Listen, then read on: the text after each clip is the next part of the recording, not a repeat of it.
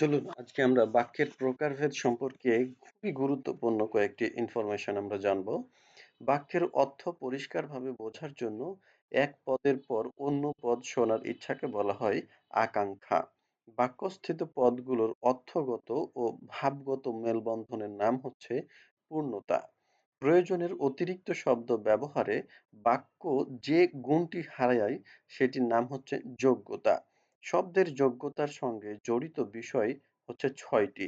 সেই ৬টি কি, কি? অর্থ ব্যাখ্যা করা, শব্দের প্রকৃত অর্থ, তার বিভিন্ন সংজ্ঞা ও তার ব্যবহার সংক্রান্ত বিষয়।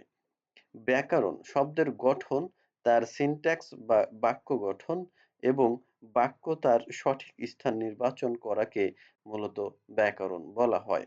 তারপরে রয়েছে উচ্চারণ, শব্দের সঠিক উচ্চারণ বা তা কিভাবে মুখে বলা হয় তার সঠিকতা। শব্দের গঠন, শব্দের মূল উপসর্গ, প্রত্যয় এবং তাদের সমন্বয়ে নতুন শব্দ তৈরি করার প্রক্রিয়া। প্রয়োগ, শব্দের ব্যবহার যখন এবং কোথায় নির্দিষ্ট শব্দ বা বাক্য ব্যবহৃত হবে এবং সেটির সামাজিক এবং সাংস্কৃতিক প্রেক্ষাপটকেই মূলত প্রয়োগ বোঝানো হয়েছে।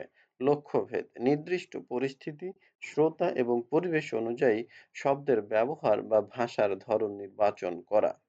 পরবর্তী ভিডিও দেখার জন্য আপনাদের আমন্ত্রণ রইল।